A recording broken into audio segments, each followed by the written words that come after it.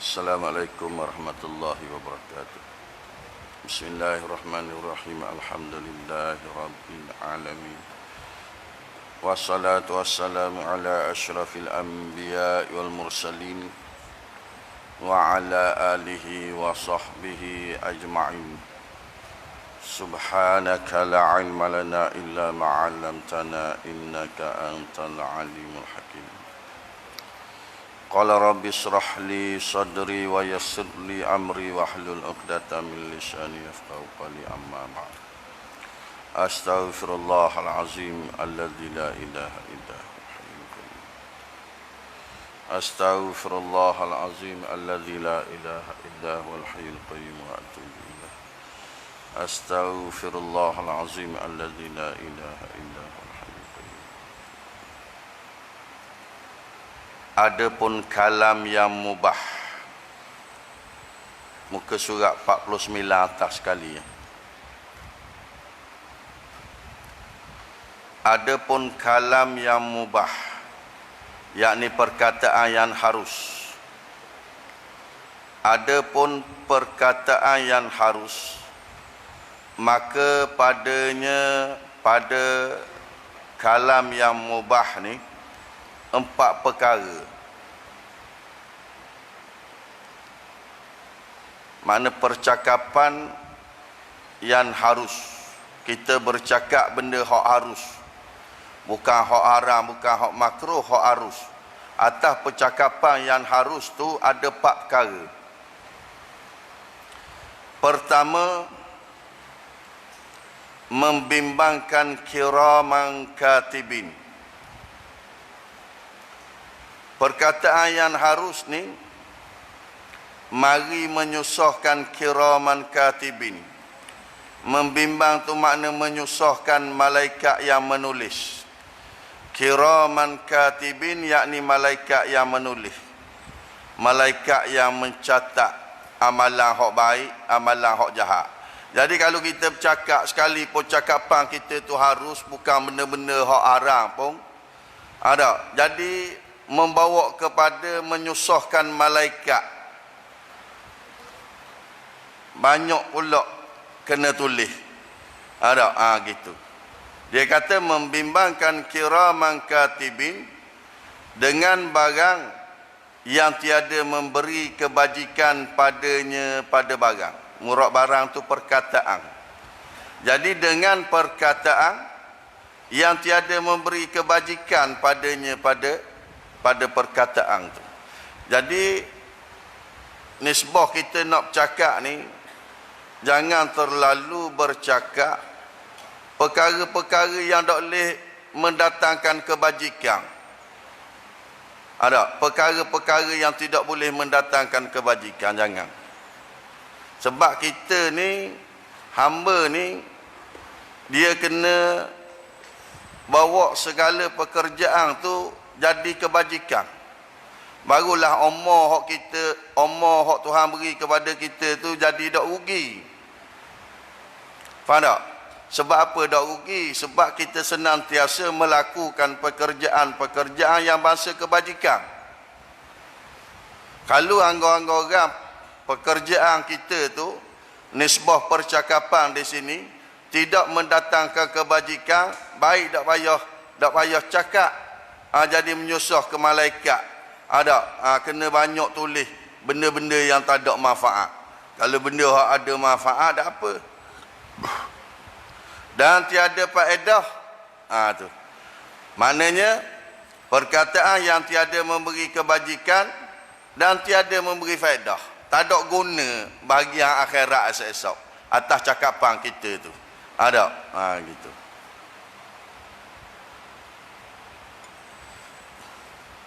Dan saigianya makna sebagus-bagusnya bagi seseorang itu bahawa malu daripada kedua malaikat ni.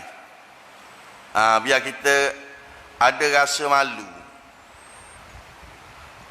Tu nisbah orang beriman ni ada, biar we nampak pekerjaan-pekerjaan malaikat atas kita ni. Seperti mana pekerjaan malaikat kiraman katibin ni, hak sentiasa menulis ataupun mencatat amalan baik, amalan jahat seseorang hamba tu.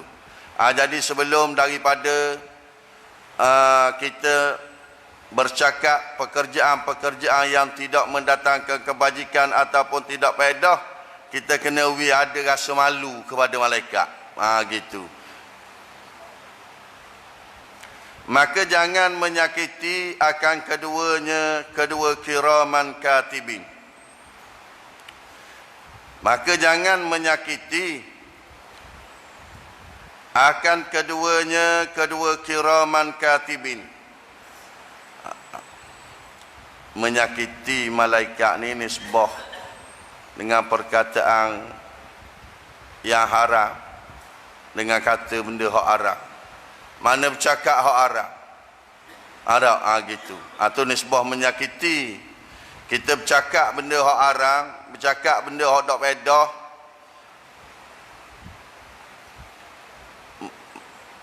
menyakiti kepada malaikat. Gitu. Jadi kalau tak mau kita ni menyakiti atas malaikat, tak payah cakap benda-benda hak tak ada faedah, benda-benda hak haram. Mudah. Firman Allah Ta'ala, ma yalfizu min qawlin illa ladaihi raqibun atidun. Ma yalfizu min qawlin illa ladaihi, tak ada waw tu, illa ladaihi raqibun atidun. Gitu.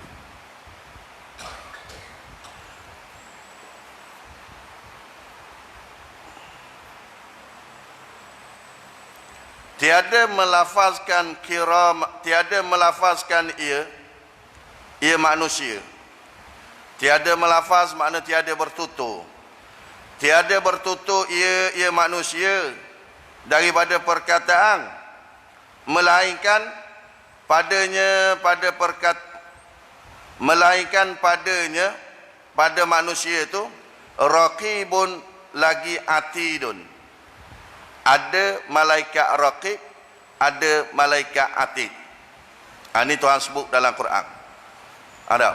Mana tiada tuturan yang keluar daripada mulut seorang manusia itu, melainkan ada di sisi manusia yang bertutur saning, ada malaikat yang dinamakan raqib dan atid. Raqib ni asalnya malaikat yang mengintai-ngintai gerak-geri hamba. Atid asal maknanya hadir. Apa makna hadir? Yakni duduk dekat bersama-sama dengan manusia. Kita fahamnya raqib atid ni malaikat yang mencatat amalan baik dan amalan jahat. Gitu. Jadi Tuhan kata, tidak keluar satu-satu perkataan daripada manusia itu, melainkan ada di sisinya seorang malaikat, ada di sisinya dua orang malaikat, yakni raqib dan atid.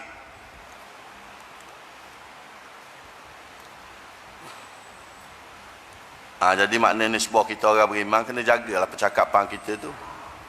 Tu kena jaga percakapan kita. Jangan mengeluarkan percakapan yang menyakiti akan kedua-dua malaikat tu. Nisbah tuturan yang haram.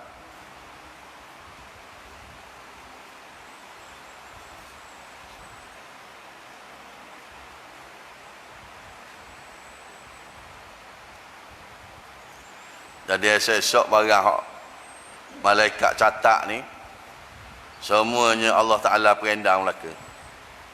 Allah Ta'ala perendam belaka, lihat belaka esok. Tu. Apa yang dicatat oleh malaikat ni. Tiap-tiap butir perkataan hak terubik ada di dalam catatan malaikat. Dan catatan malaikat ni diperendam atas sekalian manusia. Esok-esok sewaktu berhimpun di padang mahsyar, sewaktu dihimpun di padang mahsyar dalam perbicaraan di atas pekerjaan-pekerjaan yang kita buat waktu hidup dunia. Kedua daripada 4 perkara perkataan yang harus tadi. Kedua daripada 4 perkara membawa kitab hamba kepada Allah Ta'ala. Membawa kitab hamba kepada Allah Ta'ala daripada sia-sia dan banyak perkataan juga. Membawa kitab ni makna kita buat balik kitab. Kita buat balik kitab kita kepada Allah Ta'ala dengan perkataan yang sia-sia, makna dengan kerjaan yang sia-sia. Faham tak? Apabila kita banyak bertutur ni, banyak bercakap, jadi menyebabkan bahawa esok-esok kita buat balik kitab kita kepada Allah Ta'ala tu, banyak benda-benda hak sia-sia ni, sebuah perkataan tu. Maka hendaklah dipelihara hamba daripada demikian itu. Maka hendaklah dipelihara hamba daripada demikian itu. Dipelihara ni makna memelihara oleh hamba. Hendaklah memelihara oleh hamba daripada demikian itu. Demikian membawa kita hamba sewaktu menghadap Tuhan esok dengan perkataan yang sia-sia. Ada tu. Kita kena jaga. Jangan kita buat balik kitab kita esok, bila buka-buka di hadapan Allah Ta'ala esok, ada belek sia-sia, belek 2 sia-sia, belek 3 sia-sia, banyak hak sia-sia. Jangan. Kita kena jaga waktu hidup dunia ni lagi. Ada.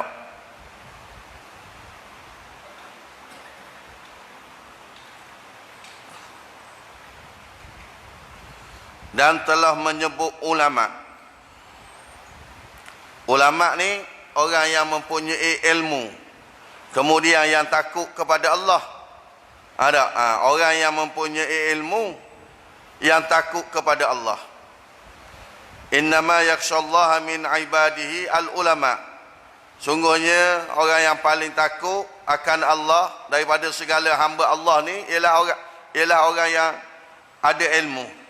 Ulama, dari kalangan ulama. Sebab tu kita hidup ni kena ada ilmu. Jangan hidup dalam keadaan jahil. Bila hidup dalam keadaan jahil kau jadi tak takut Tuhan. Kita tak berasa takut ke Tuhan tu. Jadi telah menyebut ulama bahawasanya setengah mereka itu salafus saleh, menilik kepada seorang laki-laki, berkata-kata ia seorang laki-laki dengan perkataan yang keji. Jadi maknanya orang soleh ni dia tengok kepada seorang laki-laki itu duk cakap benda-benda hak keji. Sah ke nak mendatangkan kebajikan ataupun faedah. Malah keji pula cakapan dia tu. Maka bila salafus soleh ni dia tengok laki-laki tu, maka berkata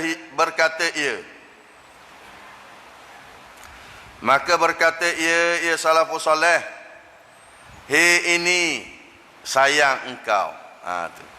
Ini tu tunjuk atas seorang laki-laki yang bertutur perkara hak keji sana. Kembali situ. Hei ini yakni seorang laki-laki yang bertutur perkara hak keji, sayang engkau. Apa maksud sayang engkau?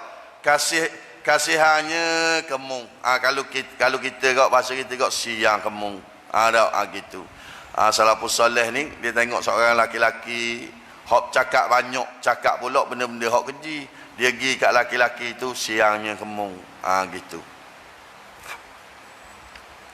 Maka berkata ia salafus saleh, sebenarnya telah memenuhkan kitab yang dibawa kepada Tuhan engkau.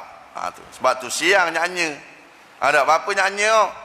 Sebabnya ada kitab hak membawa kepada Tuhan tu penuh daripada perkataan hak keji-keji. Ada gitu.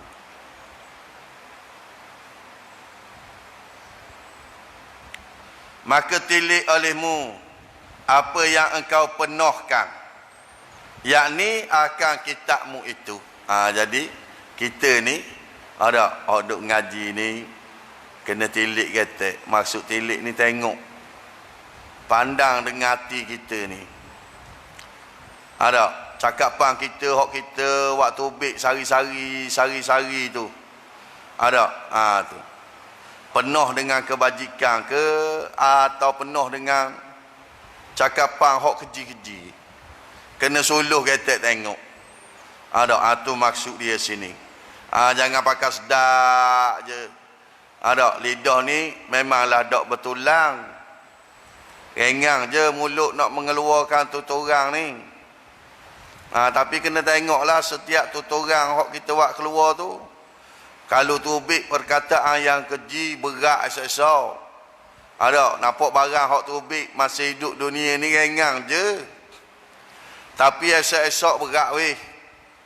Ada berat kita waktu Allah Taala cara esok-esok. Sebab tu kita kena tengok tilik kita amalan kita tu penuh dengan benda-benda hak molek ataupun penuh dengan benda-benda hak jahat. Yang ketiganya,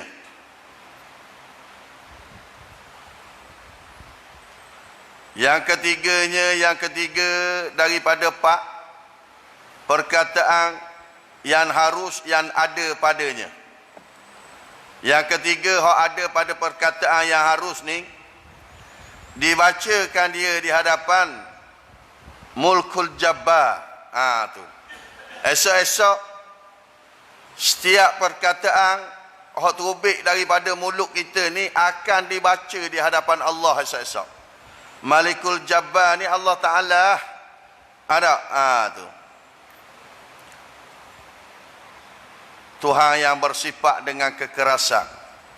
Malikul Jabbar makna Tuhan yang bersifat dengan kekerasan. Tak ada lembut dah esok-esok. Ada tak ada lembut esok-esok. Tak boleh ada nak sogok-sogok Tuhan esok-esok, tak ada. Apabila hamba dihadap di padang mahsyar esok.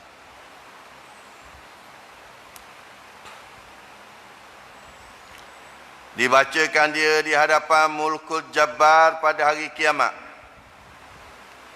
Di atas perhimpunan segala ashab antara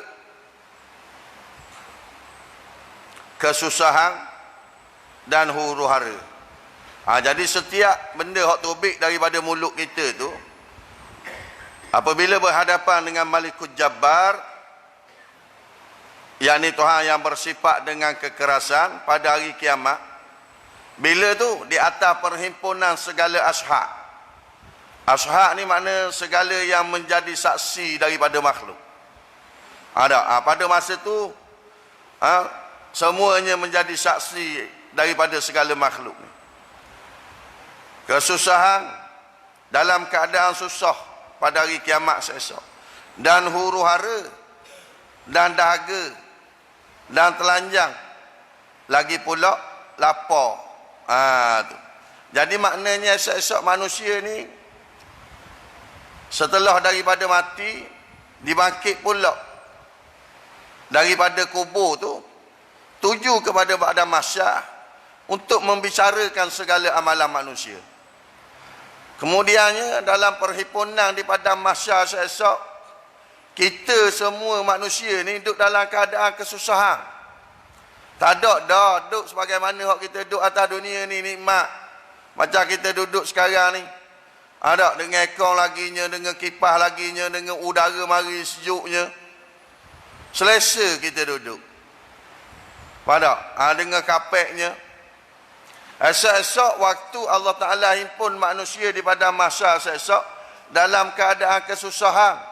Lepas tu pula ada dalam keadaan huru-hara. Nak jumpa tenang, lenang macam kita hidup atas dunia ni, tak jumpa dah. Faham tak? Tak jumpa dah. Tu. Ni boleh duduk molek, diam je, selesa je. Esok-esok tak dah. Duduk dalam keadaan huru-hara. Gitu. Kemudian pula dalam keadaan dahaga. Dahaga ni pula yang teramat sangat. Nak putus ni orang sekok ni dahaga. Tak serupa macam kita dahaga. Waktu kita hidup dunia ni setara mana sangat agak dahaga sekejap. Tu pun dahaga taklah siapa larat macam nak putus orang leher. Tapi esok-esok dahaga ni sewaktu berhimpun di padang mahsyar macam nak putus orang leher ni. Sebagaimana Tuhan sebut dalam Quran, yauma nahsyurul muttaqina ila rahmani wafda wa nasuqul mujrimina ila jahannam wirda. Tuhan kata, ingatlah hari yakni ketika kami mengumpulkan orang-orang yang bertakwa kepada Tuhan yang Maha Pemurah sebagai perutusan terhormat. Tu maknanya Tuhan kata pada ketika kami mengumpulkan orang-orang yang bertakwa, kumpul tu kepada Tuhan yang Maha Pemurah sebagai perutusan yang terhormat. Tu nisbah orang beriman. Sebab tu hidup dunia ni kita kena jaga iman kita. Wi kejak iman, wi mantap iman ni. Tu kemah sungguh iman kita. Sebab esok-esok apabila kita hidup dalam keadaan kita benar-benar beriman, maka Allah Ta'ala layan kita baik. Allah Ta'ala layan kita ni sebagai tetamu yang terhormat. Tetamu yang terhormat ni kok, orang layan comel, duduk tempat sedap, makan sedap. Dia tak layan lebih-lebih kurang. Sama telah lagi layanan daripada Allah. Pada hari kiamat esok-esok atas orang beriman ni.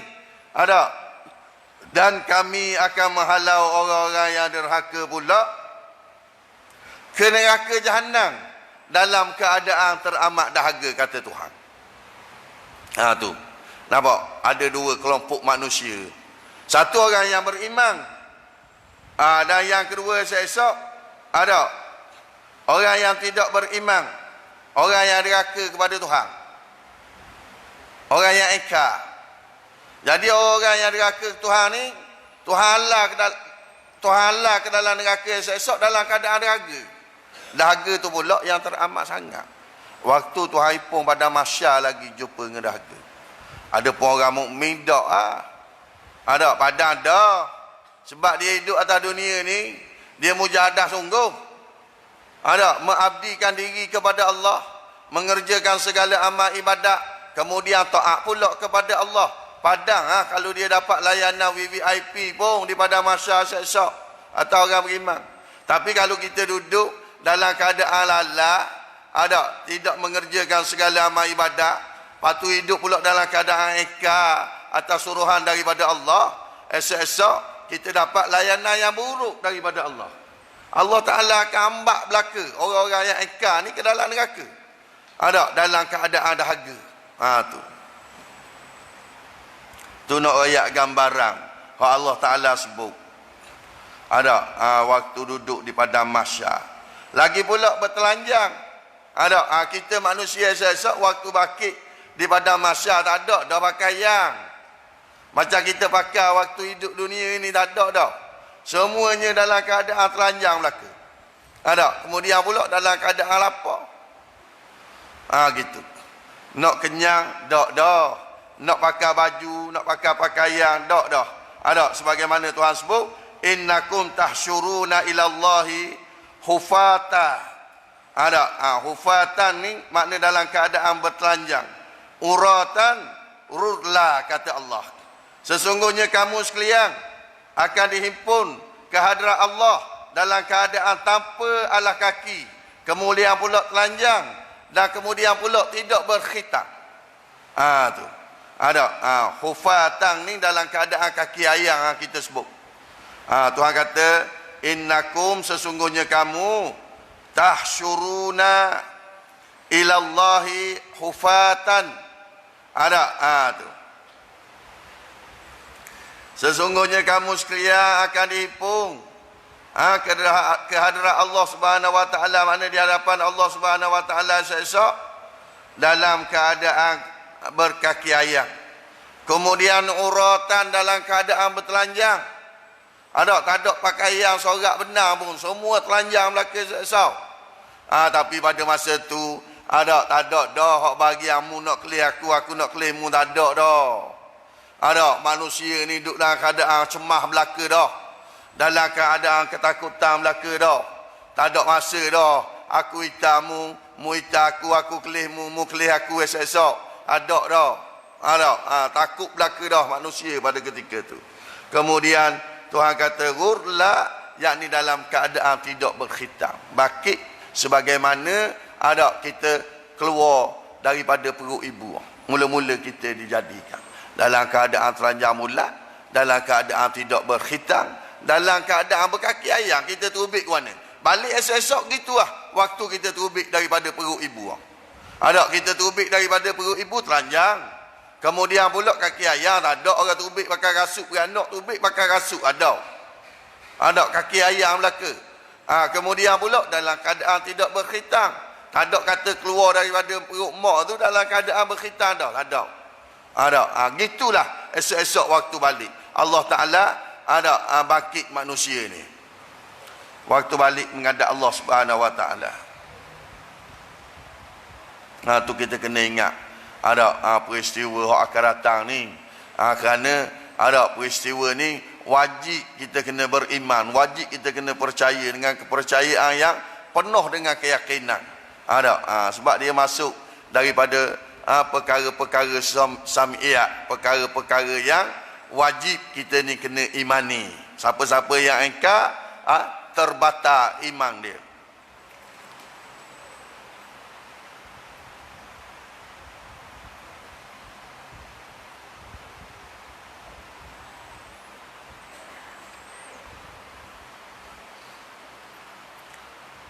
Lagi pula putus. Jadi esok-esok waktu duduk pada padang mahsyar esok, keadaan kita ni putus. Apa makna putus? Yakni putus daripada nikmat syurga. Yakni penjara daripada nikmat syurga. Ni atas orang yang deraka ni, hidup dunia ni. Atas orang yang beriman tadi tak ada masalah dah. Hak tu memang Tuhan layan istimewa. Waktu hidup pada padang mahsyar bersambung pula dengan nikmat syurga. Tuhan layan istimewa di padang mahsyar. Sewaktu Allah Ta'ala membicarakan segala amalan manusia tu, Tuhan wilayana VIP di situ. Kemudian bersambung pula dengan nikmat syurga. Atas orang yang deraka yang kita cara ni, Allah Ta'ala hamba halau ke dalam neraka, dalam keadaan bertelanjangnya, dalam keadaan berkaki ayamnya, dalam keadaan tidak berkhitamnya, dalam keadaan huru-haranya, kemudian pula dalam keadaan terputus. Murak terputus ni terputus daripada nikmat syurga. Faham tak? Tu. Sebab tu dia terjemah yakni terpenjara daripada nikmat syurga. Penjara daripada nikmat syurga. Ditahankan nikmat. Ditahankan nikmat. Mana esok kalau mati dalam keadaan kita engkar, mati dalam keadaan tak ada iman ataupun lemah iman, maka kita tidak digolong dari kalangan orang yang mendapat nikmat daripada Allah Subhanahu wa taala. Tu. Sebab tu kita hidup ni jangan ralik sangat. Sebab apa? Sebab kita akan pergi kepada alam akhirat. Kita akan jumpa pula di alam akhirat esok. Pada masa itulah Allah Ta'ala balas atas corok kehidupan kita dunia ni. Kalau kita corok baik, Tuhan balas baik ya. Kalau corok jahat, Tuhan balas jahat. Gitu kaedah dia.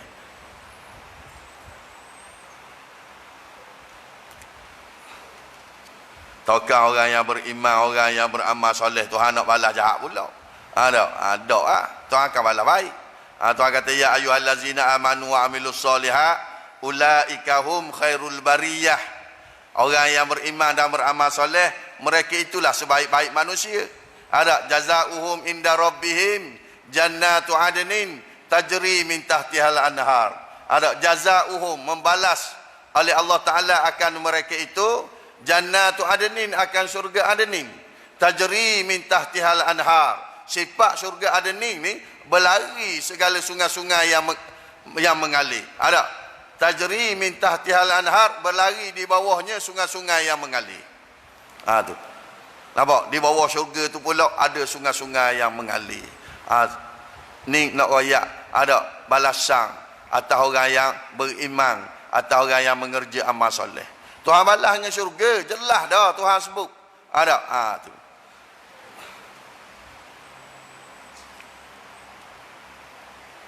Dan keempat, cerca dan malu barang yang engkau berkata. Nampak? Cerca dan malu. Yang ni cerca oleh makhluk, dimalu oleh makhluk barang yang engkau berkata. Tu bila kita bercakap banyak kok, manusia jebeh, makhluk jebeh. Dia ni buah banyak ni. Cakap lebak ni, dia ni. Ni ya buruk ni. Nampak? Manusia cerca. Maknanya apabila kita bercakap banyak ni atas dunia lagi, kita mendapat cerca ataupun celaan daripada makhluk. Hak akhirat esok-esok tu sama telah lagi. Tu macam sebut atas saat ni ya. Dan putus hujah, yakni putus alasan. Dan malu daripada Tuhan Rabbil Izzah. Kita kena malu sebab Tuhan ni maha mengetahui. Tuhan ni, zat Tuhan ni dia bersifat dengan ilmu. Dia bersifat dengan ilmu. Urusan ilmu ni nyata. Urusan ilmu ni nyata. Dia panggil ta'alluq inkishaf. Kalau orang ngaji bab sifat ilmu, ada dia sebut ta'alluq ataupun urusan ilmu ni sebagai urusan inkishaf. Inkishaf ni makna nyata. Nak royaknya bahawa sifat ilmu yang ada di zat Allah Ta'ala ni nyata meliputi. Makna nyata habisi. Tak ada tersembunyi nisbah ilmu Allah Subhanahu Wa Ta'ala. Tak ada tersembunyi. Semuanya Allah Ta'ala tahu belaka-belaka. Semuanya Allah Ta'ala tahu belaka-belaka. Dia kira takluk yang tidak memberi bekas, takluk inkishaf, takluk yang nyata. Meliputi ilmu Allah Ta'ala tu atas segala sesuatu. Sebab tu takluk ilmu ni dia takluk atas benda hak wajib, atas benda hak harus, atas benda hak mustahil. Takluk belaka tu. Sebab takluk yang tidak memberi bekas, dia panggil takluk inkishaf, takluk nyata. Yakni dengan ilmu Allah Ta'ala tu nyata sekalian sesuatu ni. Nyata segala sesuatu ni. Maknanya semuanya duduk dalam ilmu Tuhan belaka. Sebab tu kalau kita bercakap Tuhan tahu, kalau kita melihat Tuhan tahu, kita mendengar Tuhan tahu, kita buatlah segala sesuatu, semuanya Allah Ta'ala tahu belaka-belaka. Jadi nisbah tu kita orang yang beriman ni wajib kena malu dengan Tuhan. Nak buat segala sesuatu. Lebih lagi sesuatu yang haram, sesuatu yang keji. Gitu.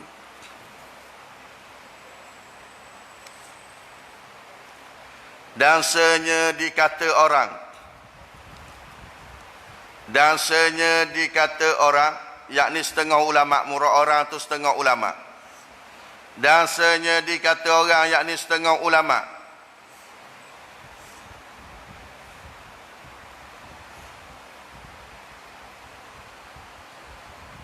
Takut olehmu akan perkataan yang sia-sia. Takut olehmu akan perkataan yang sia-sia. Gitu naknya. Jangan takut olehmu dan sia-sia perkataan. Hak molek ayatnya, takut olehmu akan perkataan yang sia-sia. Yang sia-sia itu sifat bagi kata perkataan.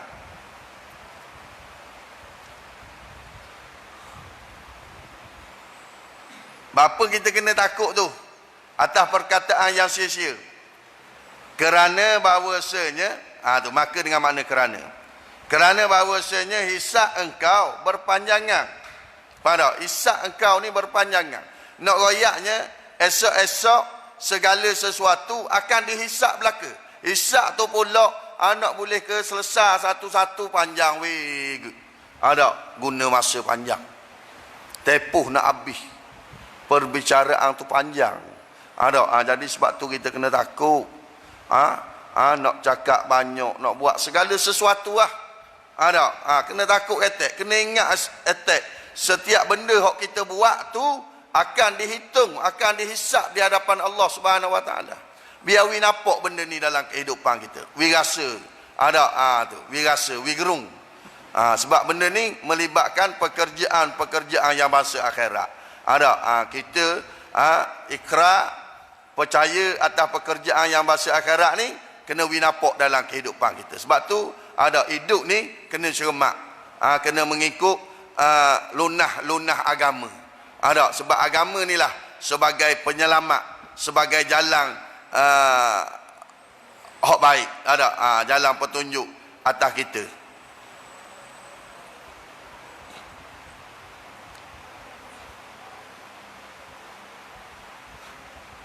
Ni kira nak bercakap aje. Allah dah bercakap, ada tu dah ingat. Tu dah ingat orang panggil baik buruk. Dah ingat halal haram. Dia kira atas sedak nafsu je. Bila nafsu rasa sedak, dia sembang juga, berkejang-kejang, nak boleh berhenti cakap. Jadi kita orang ngaji ni kena tinggal lah benda-benda gitu. Sebab kita ngaji ni, kita belajar ni cara kebak, cara kebak jalan-jalan bagi mengerjakan segala ibadat. Jalan-jalan bagi mengerjakan segala amal ibadat. Jadi dia buat marilah jalan untuk kita nak buat kerja amal ibadat dengan baik, dengan sempurna. Jangan cakap banyak. Gitu. Sekalipun cakapan tu cakapan yang harus. Hak haram, hak makruh sama telah lagi ya. Ada gitu.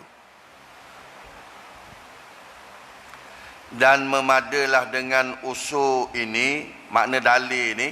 Usul tu makna dalil. Yakni 5 dalil tu, hak dia buat mari tu, pengajaran bagi orang yang menerima pengajaran. Kita jadikanlah 5 dalil hak dia mari tu satu pengajaran. Ada bagi orang yang nak menerima pengajaran. Wallahu a'lam. Al-faslur rabi'u fi qalbi. Pasal yang keempat pada menyatakan hati. Wallahu a'lam. Bismillahirrahmanirrahim. Allahumma rabbana fa'na bima 'allamtana rabbi 'allimna alladhi yanfa'una. Rabbi faqihna wa faqih ahlana wa qarabatil lana fi dinina ma ahli al-kutri unsa wa dzakar. Wa sallallahu ala sayyidina Muhammad wa ala alihi wa sahbihi wa sallam. Alhamdulillah.